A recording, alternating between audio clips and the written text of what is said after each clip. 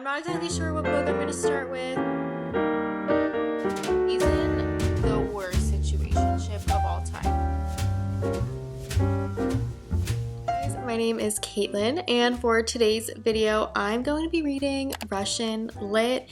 If you have watched any of my videos before, you can probably tell this is my favorite place to read from, but I've kind of been slacking a bit this year. I haven't read as much Russian Lit as I used to or as much as I would like, so we're changing that with this video today. So I have two books that I definitely want to read in this video, but I'm not sure which one to start with.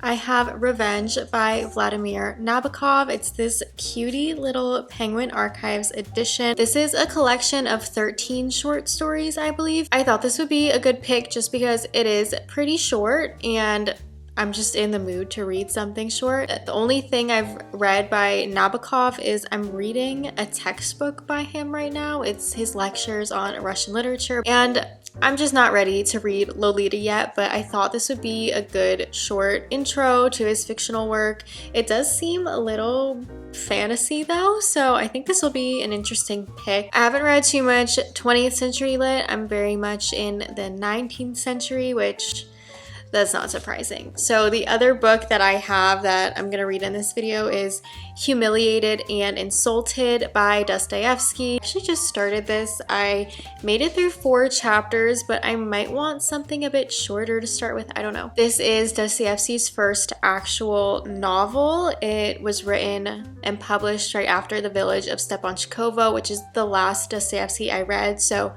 I'd kind of like to keep things in chronological order.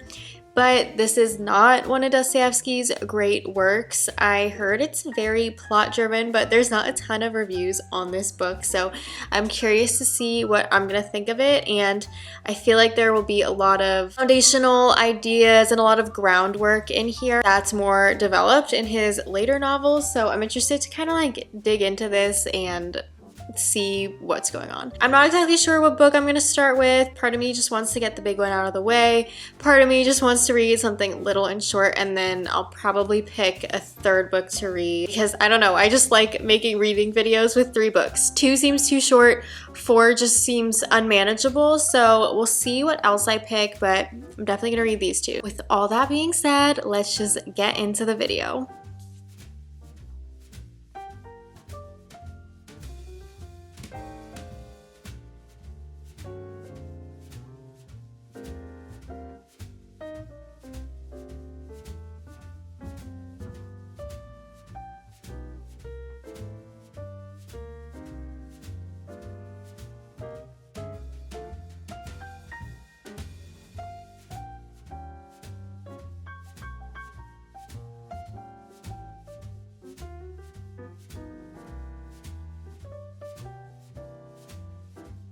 Okay, I'm really gonna need you guys to disregard my hair. I don't know if you guys feel the same, but if I style my hair the night I wash it, it gets greasier faster. And I do blow dry my roots, so I don't know how that's a thing, but I really have to let the rest air dry, and this is what it looks like. We're here to talk about Humiliated and Insulted because why am I actually really enjoying this? I do have some thoughts though, because this is a different translator than I typically read.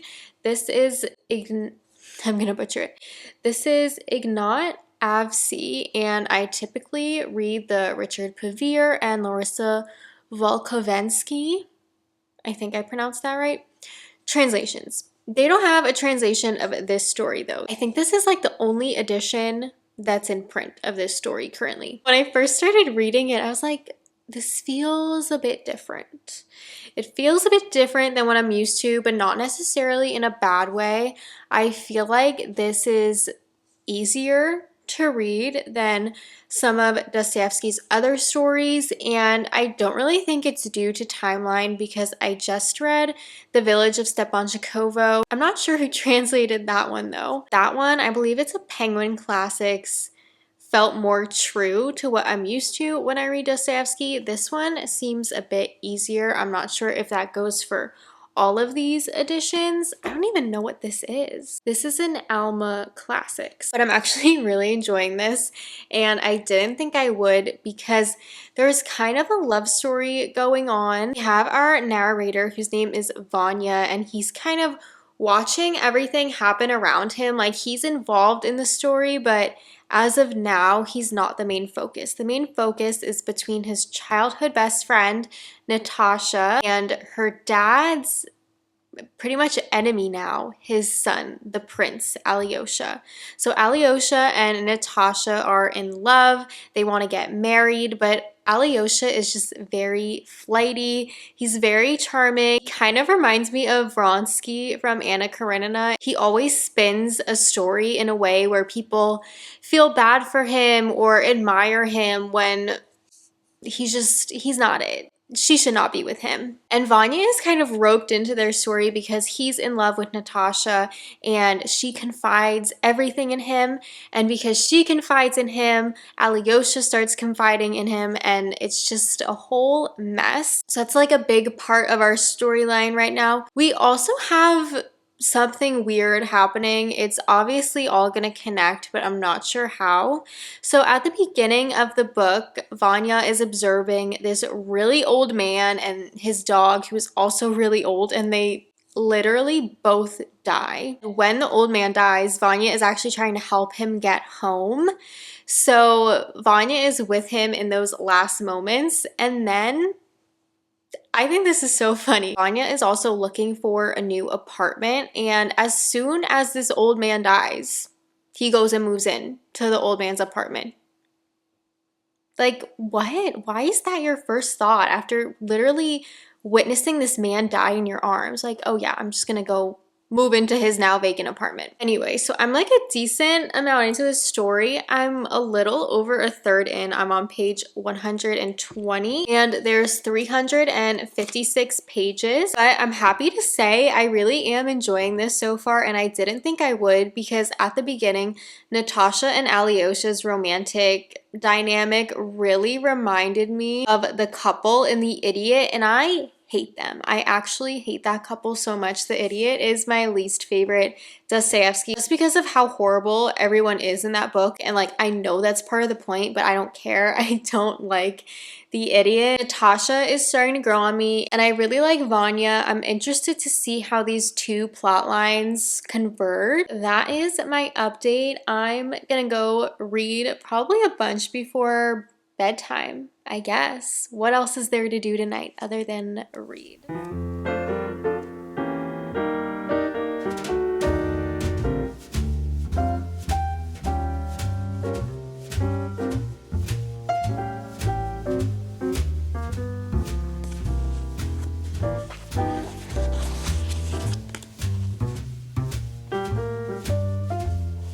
Is this not the most Dostoevsky sentence?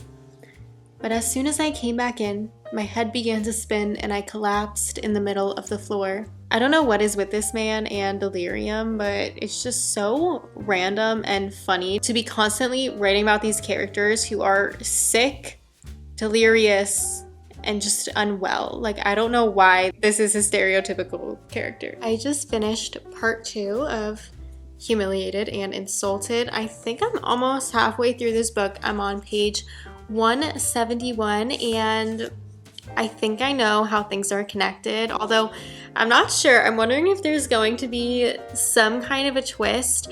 I'm really enjoying this though. I know I said that in the last clip, but I'm having so much fun with this and I literally just want to spend all day reading this. In the last clip, I also talked about how there's 2 plot lines. There's a love story and then there's this story about an old man. So I wanted to talk more about him. A day or 2 after Vanya moved in, this little girl showed up to the apartment. Her name is Nellie. How she showed up, she was a mess. Her clothes were in tatters. She just didn't look great. Like, she just looked so poor and sad. And Vanya actually ended up saving her and taking her in to his apartment because Lenochka was living with this horrible woman who beat her, some really bad things. actually happened to her. So just want to give a trigger warning here. If you want to read this, there are some bad things that happened to this little girl, if you get what I mean. Thankfully, Vanya actually took her into his apartment and now they're living together, which is a bit of a weird situation for him to explain to Natasha and Natasha's father. But Nellie just went on a little bit of a monologue of her family history, and I just have a feeling that her family is connected to either Natasha's family or Alyosha's family. So I think there's gonna be some drama there. But I'm so into this, I'm so gripped by it that I'm gonna go back to reading it literally right now. I don't know if I'll finish it today because I still have a decent amount to read. I think I still have over 150 pages, so I doubt I'll finish it today, but I'm obsessed. We need to talk really quickly. Okay, hold please. We need to talk about Alyosha and Natasha and Katya because I'm getting pissed off. Natasha, she needs to run. She's in the worst situationship of all time. Alyosha convinced her that he was gonna marry her. It's a whole year later now, I think. Is it 6 months or a year later? I don't think it matters. It's still bad. He convinced her that he was gonna marry her, and then all this time later, nothing. No marriage, no ring. Actually was supposed to marry someone else named Katya. Katya? It's Katya, but that sounds wrong coming out of my mouth. And now Alyosha and her are like besties. He's telling Natasha, don't worry about her. She's like a sister to me. You just need to get to know her. No. This man is definitely cheating on Natasha with Katya. No one can tell me differently unless Dostoevsky tells me differently, because there's no way. This is the worst situationship of all time. Natasha needs to get out immediately. I can't believe this was happening like 200 years ago. I know this is a fictional story, but I cannot believe this was happening 200 years ago and women are still facing these treacherous times. That's really all I had to say. I'm gonna keep reading, but just know Alyosha, least favorite character of all time. Horrible man. Deserves jail. Maybe he'll go to jail. One could only hope. So I finished Humiliated and Insulted, and honestly, I loved it. Not a 5-star for me, but definitely a 4, maybe a 4.5 star for me.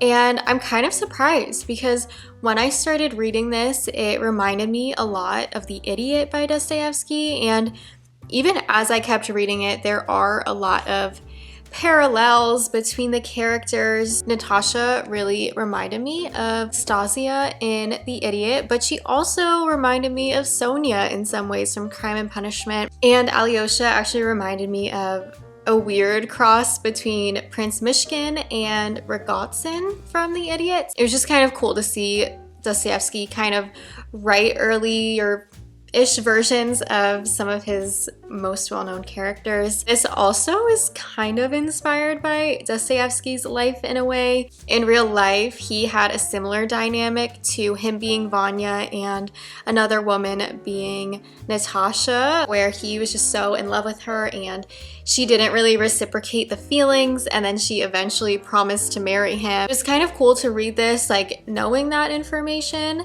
but the story itself was so great. As I mentioned in previous clips, there were kind of 2 plot lines and they did converge in the end, and I just thought it was very well written. It isn't super heavy in philosophical themes like compared to Crime and Punishment or Demons or The Idiot. It's definitely there, but it's not the primary point of the story. Like, this actually just feels like a story, if that makes sense. Like, if you've read any of Dostoevsky's later works, like, yes, it's a story, but there's a lot of meaning behind it, whether it's philosophical or religious.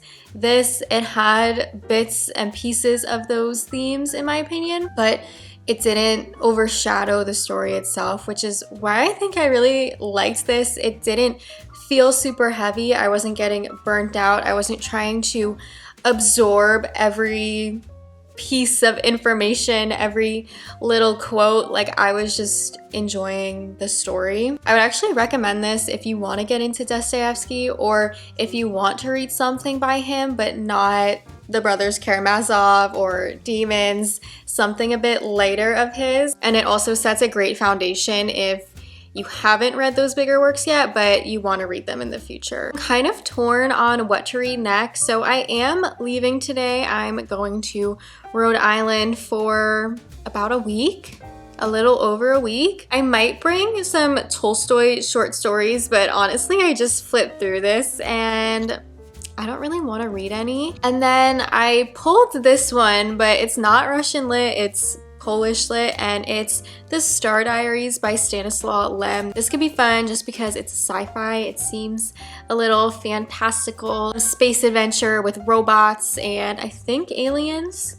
So this seems cool, but it's not Russian, so I'm not sure. But I'm also gonna bring my Kobo and might just download something while I'm there and read that. I guess we'll both see. I'm definitely bringing Revenge though, and I'll probably start this on the train later today.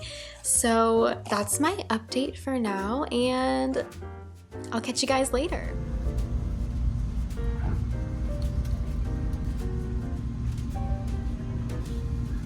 Hey guys, it's 2 days later now. I actually finished Revenge by Vladimir Nabokov already because my train ride took 6 hours instead of 4. Yay! There were some delays and I was on the train for a very long time. But to be honest, I didn't love this. I gave this 3 stars because, I don't know, I'm a bit torn. Some of the stories in here I really liked. Others, I truly had no idea what was going on, and that was the problem. Nabokov, he can write so beautifully, but sometimes it just feels very abstract to me and I didn't even know what I was picturing. I really felt that way when I was reading the first 2 stories, which are Details of a Sunset and A Thunderstorm, and I was just like, what have I gotten myself into? But I really enjoyed the dragon and then music, which is at the end. I absolutely loved those short stories. They were so great. So they were kind of hit or miss for me. I'm going to continue to read Nabokov.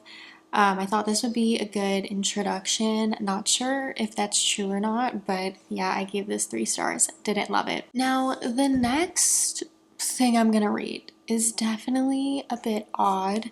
I kind of just stumbled upon it when Googling short classic Russian authors because I truly don't know what to read. I don't want to read anything too long. I feel like I've read a lot of the popular shorter books, novellas. I also don't want to read another Dostoevsky in this video, so I'm gonna read The Storm by Alexander, his last name?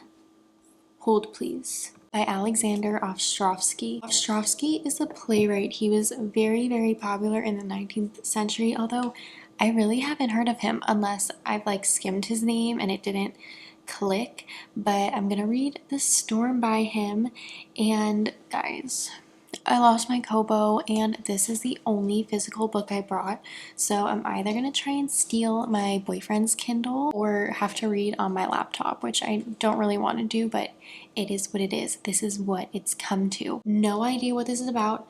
I'm not gonna even look. I'm just gonna go for it. So when I have an update, I'll come back to you guys. Even though I'm in the same spot and the same exact outfit, it is the next day. Last night, I finished The Storm by Alexander Ostrovsky and absolutely loved it. 5-star read for me. I don't even know what to say. Okay. This was just so good. I think it is the first actual Russian tragic play, if I'm not mistaken, and it is Ostrovsky's masterpiece. This is his best work, and I loved so many things about it. Our main character is Katerina. She is married to this absolute mama's boy. His name is Tikhon, and his mom is just the worst. She's definitely like the evil mother-in-law. She pretty much controls Tikhon's life and really just berates Katerina right in front of her face and like to her husband, which is absolutely crazy. And shortly after the play starts, we find out that Katerina is in love with this other man whose name is Boris. Boris is also kind of struggling because he lives with his uncle, who is also just so horrible. It seems like his uncle and Katerina's mother-in-law should get together because they both suck so much. Something that I really enjoyed about this play is how our characters move in and out of a scene. There's not really any scenes. I think Act 3 there are 2 or 3 scenes, but every other act is just one scene, and it's so interesting how these characters just move in and out of a scene and how it flows. It's so interesting. And the fact that I noticed it when I'm not super into plays and like read a ton, I like them, and I've read a decent amount of Shakespeare, but I have like no actual like knowledge and education on drama or theater, but I just thought it was done so well. I also enjoyed that every character had like a decent part in the story. It didn't just feel like Katerina and Boris were the 2 main characters. The stepmom, she had a decent amount of lines and we got to know her. We also have a watchmaker who's a side character. We also got to hear from him a decent amount. We got to hear from Varya, who's Tikhon's sister. Like, no part felt insignificant or small. But as for the play itself, I just had so much fun with it. There was so much yearning and longing and heartbreak. If you like those themes, you would love this. And actually, before A Storm, before Alexander Ostrovsky, there were really only 3 major plays in Russia, and that's Gogol's Inspector General, Pushkin's Boris Godunov, and Woe from Wit by, I need to look at my phone, by Alexander Griboyedov. Griboyedov? I'm not sure. Anyway, that's actually going to be my next read. I loved A Storm so much, and I would like to read the rest of these plays. Of course, I've read Inspector General by Gogol, one of my favorite authors. But now I'm gonna pick up Woe from Wit just because I want to see what it's about. I want to see what's going on. This will differ from A Storm quite a bit. This is a comedy. It's supposed to be really funny. So let's get to reading it on my laptop. Actually, can you believe I'm reading on my laptop? This is some crazy work, but I don't have any physical books and lost my Kobo, so the laptop it is. But I will give you guys an update once I'm either done with Woe from Wit or made some good progress. So I'll see you guys when I see you. This morning I finished Woe from Wit and it was so good.